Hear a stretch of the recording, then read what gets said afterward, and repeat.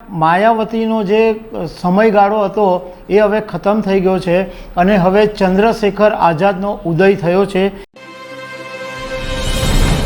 નમસ્કાર દર્શક મિત્રો, ઉત્તર પ્રદેશમાં જ્યારે દલિત નેતાઓ કે મુસ્લિમ નેતાઓનું નામ આવે તો બહુ વર્ષો પહેલાંના રાજકારણમાં જોઈએ તો કાંસીરામનું નામ બહુ જ મોટું નામ હતું અને એ પછી છેલ્લા 2 દાયકાથી માયાવતીનું નામ ઉત્તર પ્રદેશની અંદર એક દલિત નેતા તરીકે બહુ મોટું નામ હતું, એક એમનું વર્ચસ્વ હતું અને બહુજન સમાજ પાર્ટીના માયાવતી નેતા તરીકે 2 દાયકાથી પોતાનો દબદબો બનાવી રાખ્યો હતો।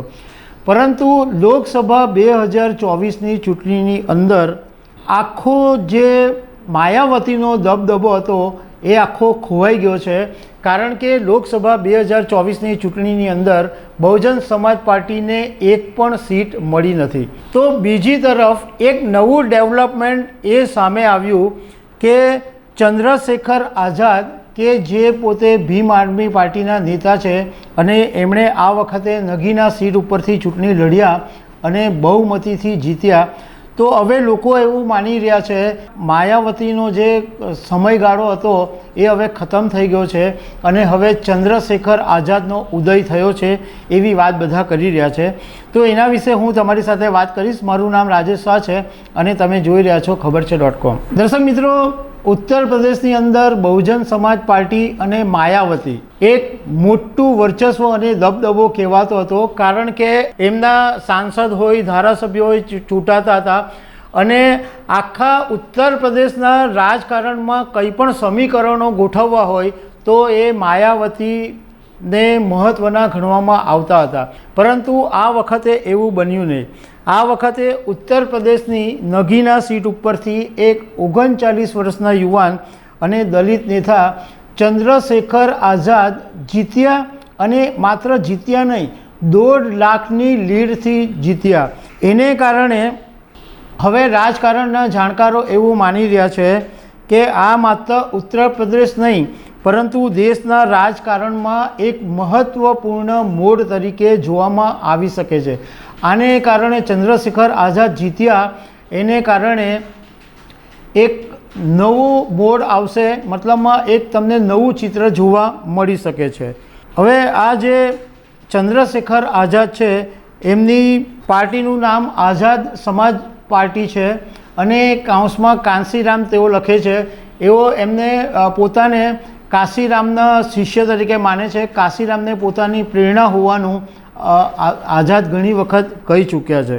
રાજકારણના પંડિતોનું કહેવું છે કે આ ચંદ્રશેખર આઝાદની જે જીત છે એ બહુ મોટી જીત છે, કારણ કે એમની સામે ભાજપના નેતાઓ અને સમાજવાદી પાર્ટીના દિગ્ગજ નેતાઓ ઊભા હતા। એમ છતાં ચંદ્રશેખર આઝાદ આટલી બધી લીડથી જીતી ગયા। ચંદ્રશેખર આઝાદ હવે એક નવા દલિત આઇકોન નેતા તરીકે ઉભરી રહ્યા છે અને સંભવતઃ હવે માયાવતીનું જે ગઢ છે એમાં કાંગરા ખેરવી શકે છે અને માયાવતીના પ્રભુત્વને પડકારી શકે છે।